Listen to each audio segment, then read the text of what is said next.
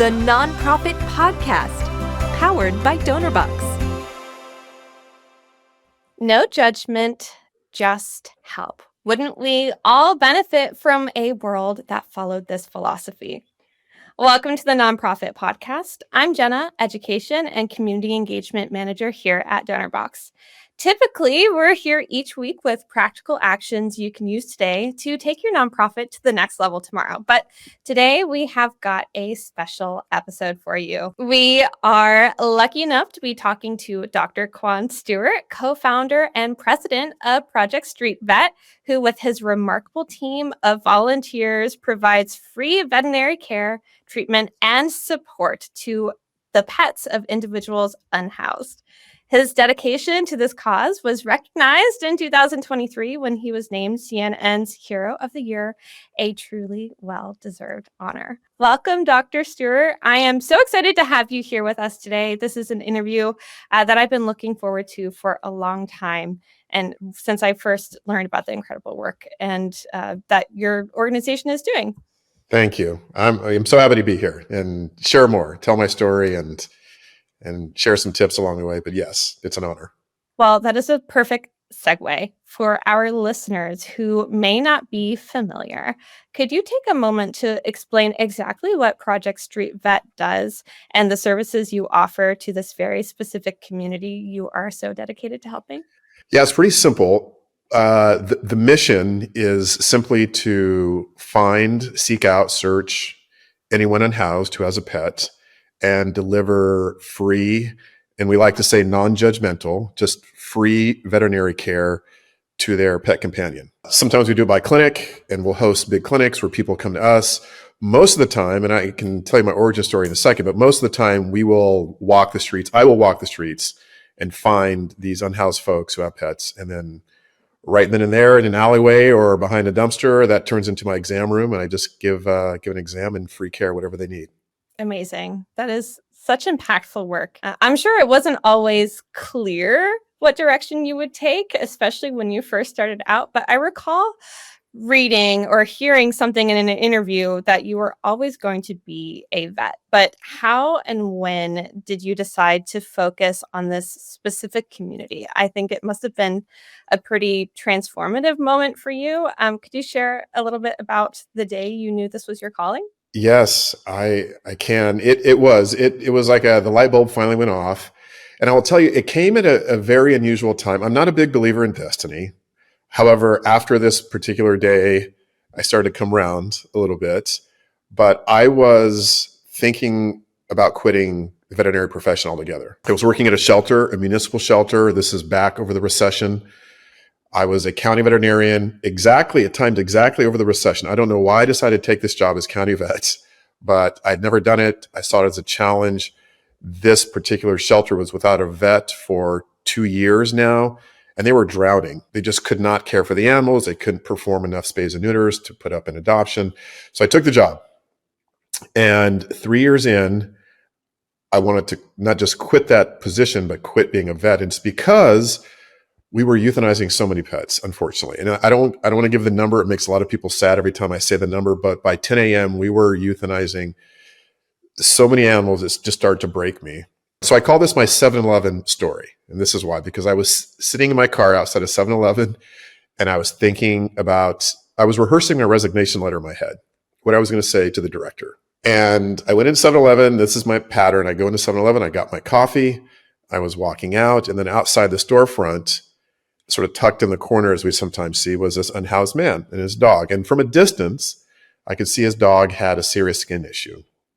And as I got closer, I could tell it was just a flea allergy. And if dogs have fleas long enough and bad enough, it really destroys the skin. This dog looked like a burn victim on its hind end. The skin was infected. The hair was gone. It was red and bumpy. The dog was miserable. She did not move. She was sort of despondent, tucked next to him. And I took a knee and introduced myself. I'm Kwan Stewart. I'm a vet. And I see your dog has some sort of skin issue. And the man was just desperate. He said, yes, she's had it for months. I don't know what to do.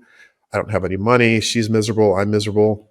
I said, well, if you're here tomorrow, I'll return with something that I think should work. So that took me back to the shelter for another day. I I don't always share this part. For the longest time, I said, well, it was $3 out of my pocket and 5 minutes of my time. I treated the dog the next day. It was actually $3 out of the shelter's pocket because I stole the flea treatment from the shelter.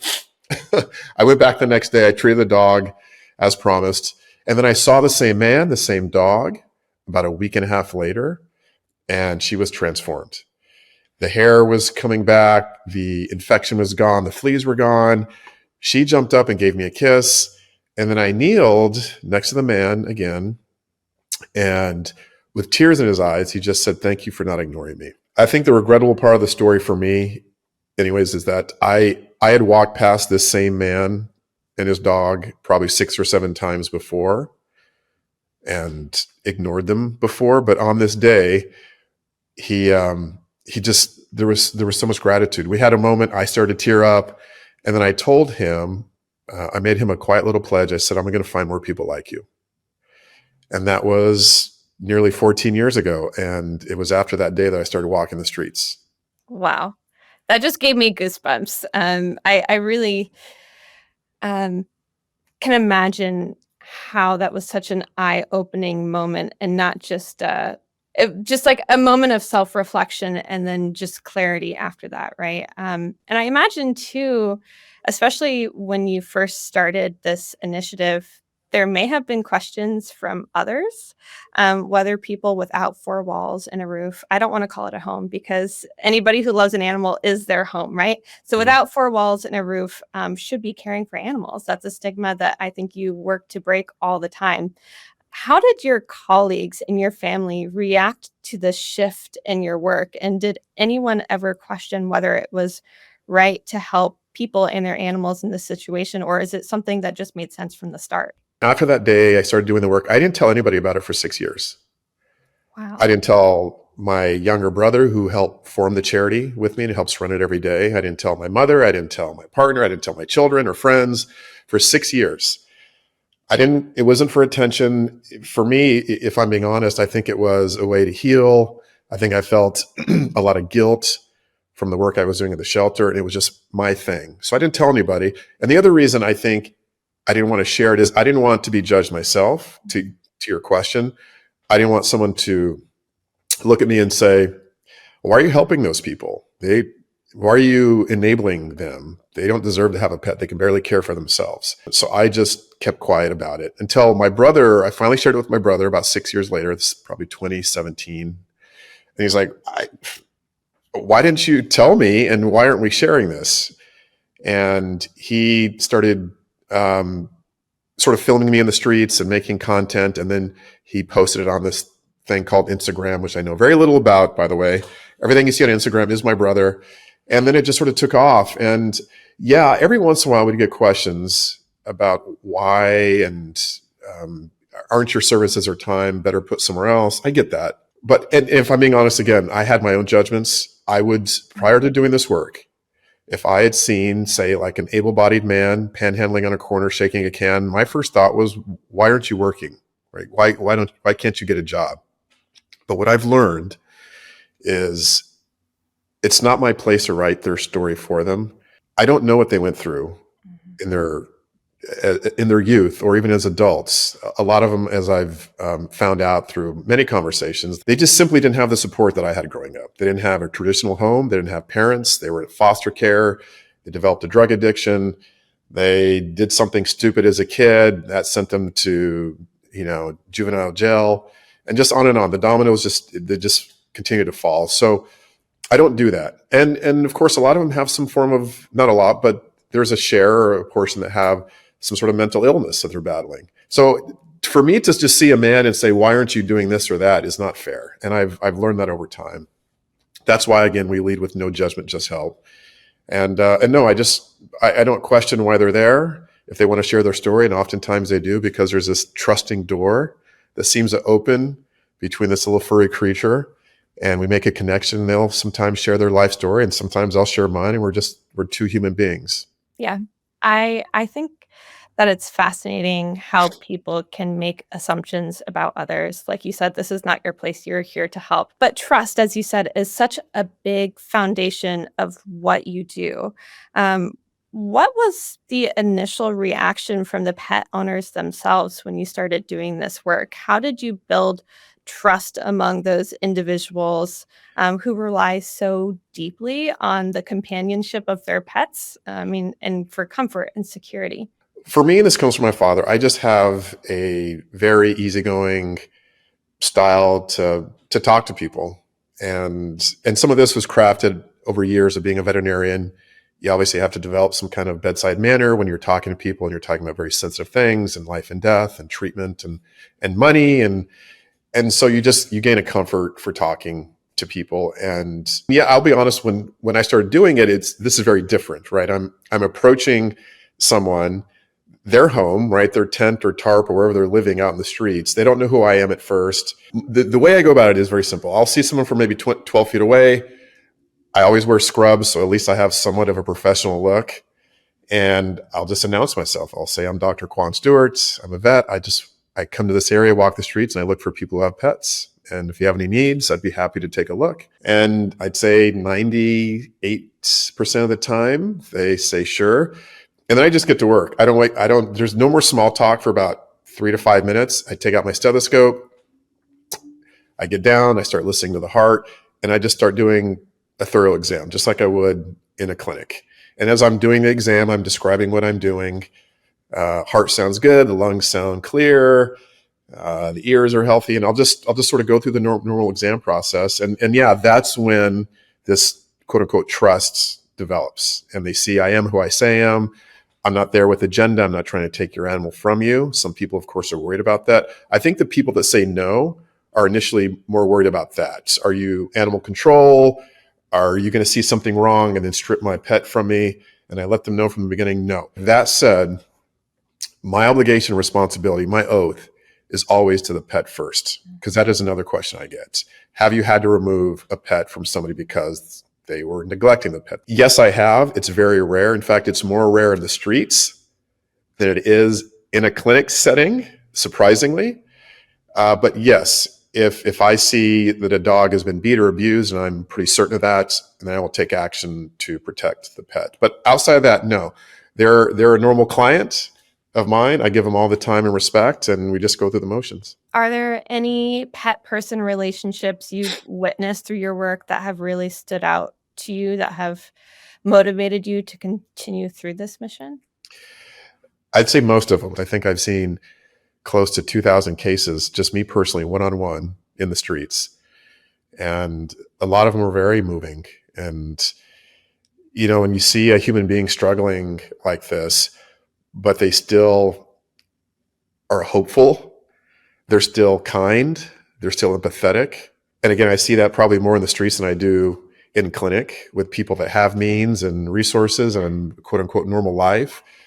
But you see this person, this stranger who just opens up to me. And it is for that reason, a lot of these interactions are just so much more meaningful, right? It's one thing to do something on the job to receive pay for it. Yes, I may be doing a good thing, helping another pet. I don't have an agenda. I don't expect anything. It's for passion, not for pay, as I like to say. The reward is so much greater. And that's why I keep doing it. I mean, people ask, well, you've been doing it for so long. When are you going to slow down? Well, I do it because it gives me something too. When I sit and have dinner with the kids and the family, and I share these stories of gratitude and remind them how lucky they are, and remind myself how fortunate I am, I get as much out of it, I think, as they do. I think that some people are just born to serve. We have seen this, in the work that we do here, you have to have passion for it, right? And that's what continues to drive you. Unfortunately, there will always be a need. And it's that passion that powers you through. So I really appreciate that reflection. Now, through all of this, you've been serving this community. You've also been working at the clinic. But then looking back, at which point did you realize that this would need to be a more formal service and structure to make the impact that you knew was needed? I mean, how long had you been doing this work before officially registering Project Street Vet as a registered nonprofit? Yeah, I want to say it was sometime in 2020 that my brother officially formed the 501c3. So about 4 years ago. More than me just walking the streets, if we were to form a nonprofit, then I could stop paying out of my own pocket and passing up on my student loans some months because I would do that. I think financially, it started to put some tension on me personally because I'll tell you, I'd be in the streets and there's a dog that had a tumor, right? And I would see this case in LA. I live in San Diego. I want to get this dog in and get it treated. So I'd refer these cases to hospitals. Sometimes I'd have a relationship with the doctor. Most of the time I wouldn't. Sometimes they'd give me a break. Sometimes they wouldn't. But I would pay for the service out of my own pocket for the care of the pet. For anyone who has a pet, they know this. If you do, Jenna, then you know that dental procedure is over $1,000. You remove a tumor, it's $800-900. I mean, sometimes these simple procedures are hundreds, if not thousands, of dollars. And I just hated to say no. Sometimes I just could not do it. Yeah, at some point, my brother and I realized, look, we can make this a 501c3 and start fundraising. We did. It is no small feat to become a registered nonprofit. I imagine that it came with its fair share of learning experiences and Yeah. challenges. And it's also amazing that your mission has grown to this point now, but we all know how challenging it can be to get things off the ground.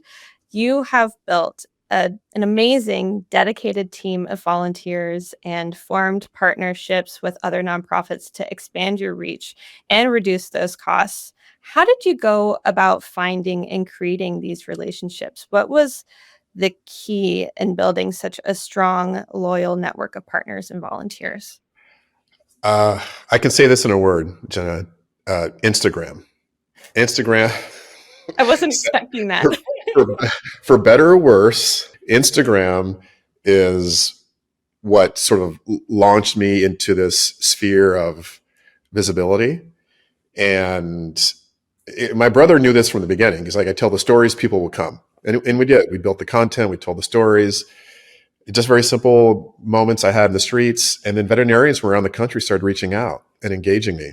And it started as a DM. They slid into my DMs, and then it would turn into a phone call and a Zoom, and they'd say, "Look, I'm really inspired to do what you're doing in Atlanta, or I'd love to do it in Orlando or San Francisco." These, by the way, are new cities that we have street vet teams, and that's how it grew. Really, the network started that way. I know I say it's sort of tongue in cheek Instagram, but it when you watch just a 90-second story of what we post occasionally, there's nothing better, right? I mean, I could sit here and explain the mission and talk, but when you see the need, when you're a veterinarian and you already have that oversized area of empathy inside of you, and then you see it and you feel it, I mean, then it's just a phone call to me or the charity, and they're like, can I do this? That's how it starts. That is such a smart and unexpected strategy. I was expecting like one word, passion, right? So that's great. What types of content did you find were motivating people to reach out? What were those stories like at the beginning? My brother's magical at doing this. By the way, that's what he does for a living. So we Right. complement each other very well. He edits, and he just has a way of sort of crafting these very short, sweet stories. And they're simple. It's just me interacting with someone and treating the pet and maybe explaining what I'm doing, and then them, giving me a hug and saying goodbye and thank you. And that's really it. There's not we don't overthink it.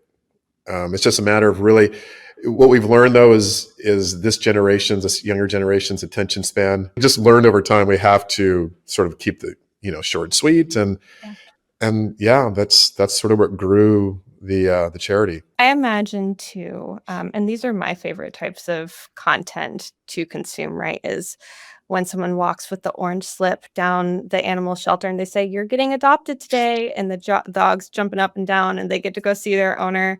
It is such a bright spot when you can otherwise be doom scrolling, right? But it's not only like, oh, this is nice content. It's wow. I mean, there are change makers on this platform. It's beyond the superficial content that we can tend to consume. I think it's really just amazing that you're able to connect with like-minded individuals, and build that community for your mission through this platform. So that's phenomenal. Okay, now getting the word out and raising funds to support the work is always a challenge. especially in these early days. Could you tell us a little bit about your first fundraiser and what specifically did you need? And did you raise the full amount? I imagine up until this point, it was probably pretty informal. And so you've had to keep it simple and anchor everything in that storytelling that was so true to Project Street Vet, to take that online community to online campaigns. Yeah, we got lucky. When we first formed the charity, we launched a GoFundMe. And in 4 or 5 months' time, we made we brought in a whopping $120 in 5 or 6 months. And we realized this is going to be harder than we thought. It's like, okay, what's this? All right. I thought I was just going to like tell my story and the money would flood in. That didn't happen. But then GoFundMe recognized me as a hero of the month. This is now very soon after we launched the charity, almost 4 years ago. And that was this windfall of attention, donations. And so that, again, 4 months on GoFundMe, $120 or so. And then within 24 hours of being named Hero of the Month, it was like 50,000, then 80,000, then 100,000. And not only that, it just got the word out. And then the Instagram grew. So I was very fortunate. That doesn't happen to every charity and every person, obviously. And that was really the wind in our sails. That must have been a really big moment for you, especially since this was like your first foray into fundraising. Um, how did you feel when you were recognized as a Hero of the Month?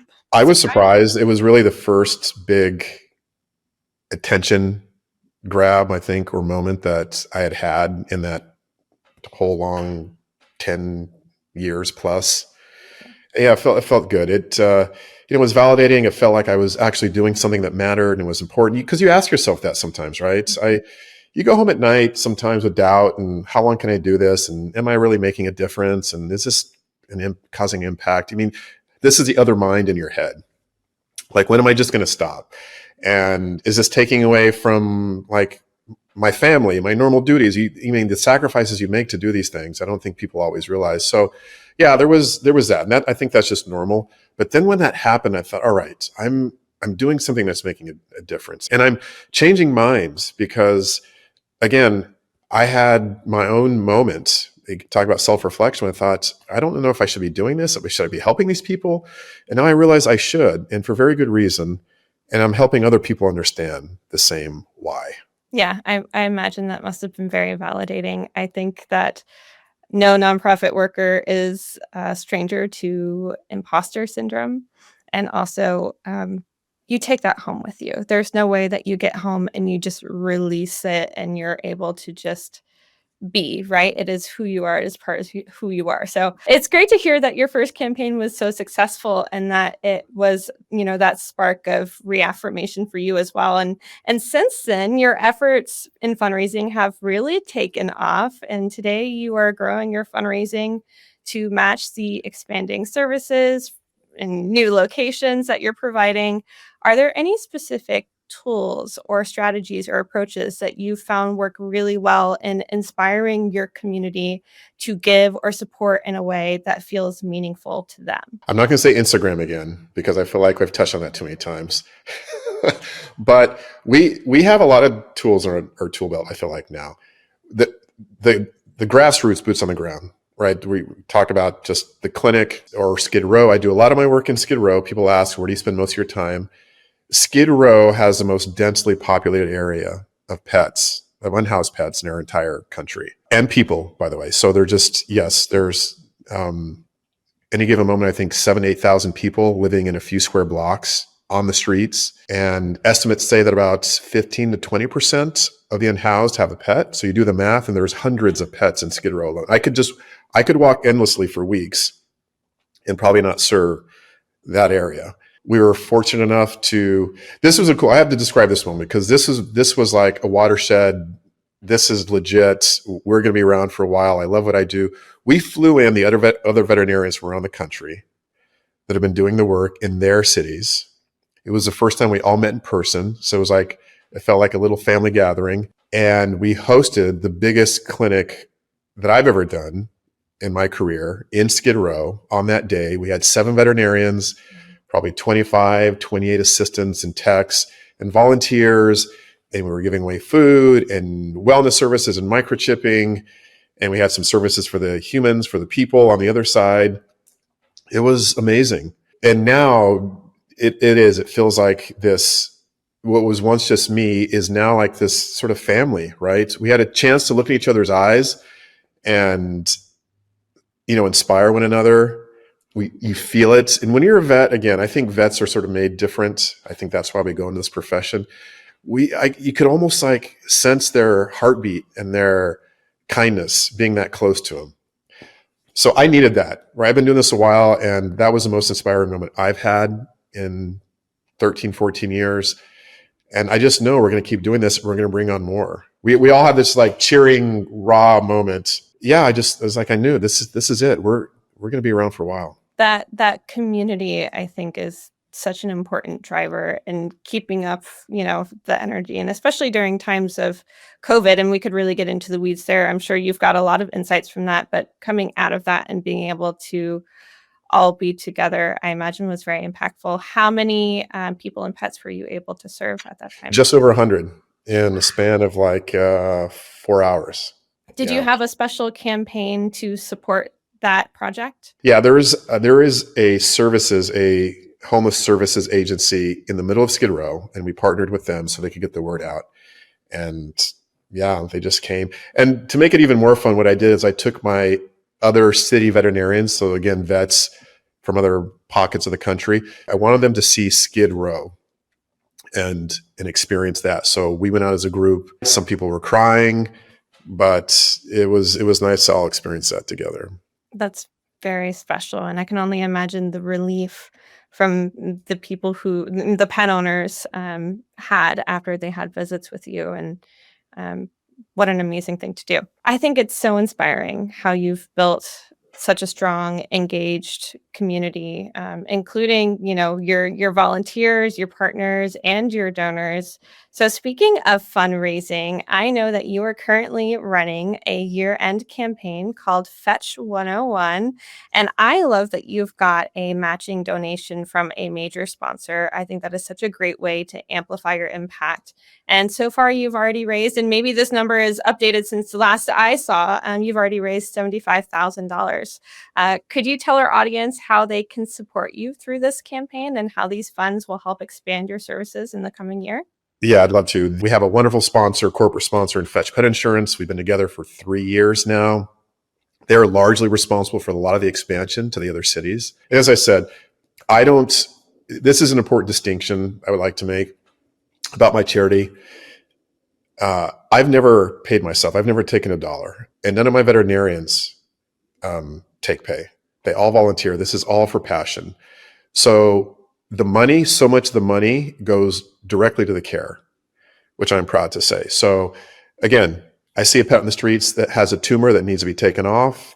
It comes at a cost of $2,000. We get it to a hospital. We pay the entire $2,000.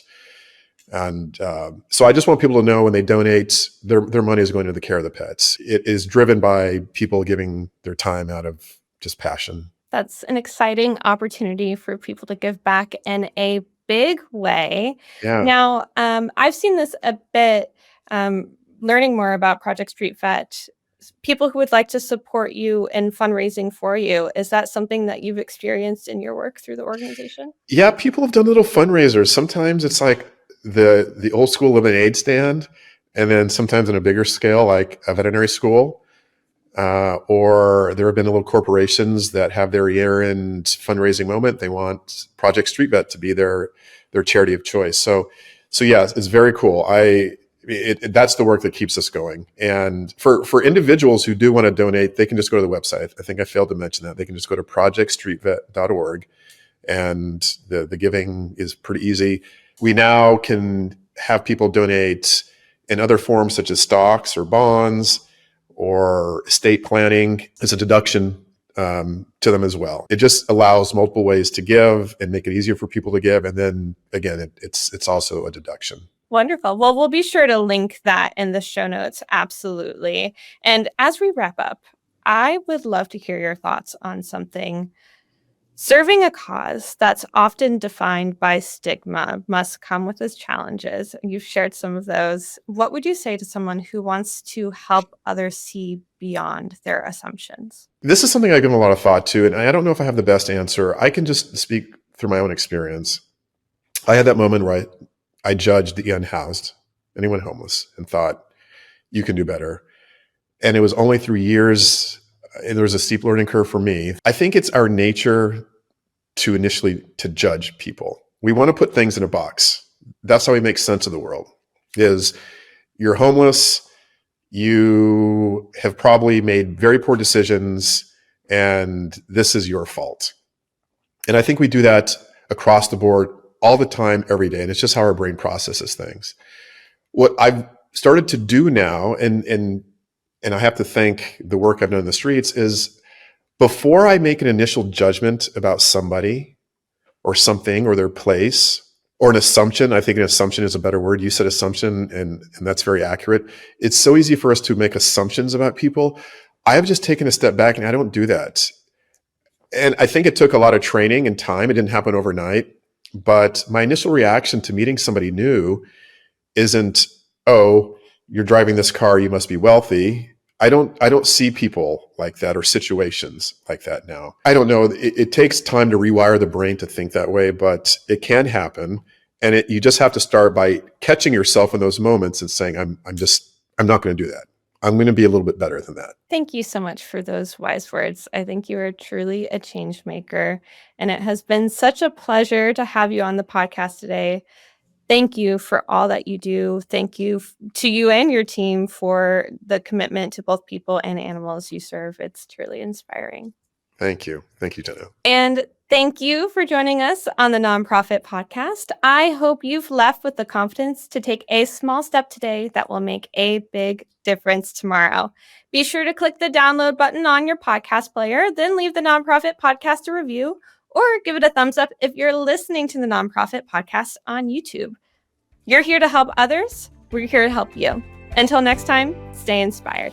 That warm feeling when you help someone, it's not just happiness, it's fulfillment. And we believe it should be available to everyone, from frontline heroes to first-time fundraisers. Our tools empower you to help others.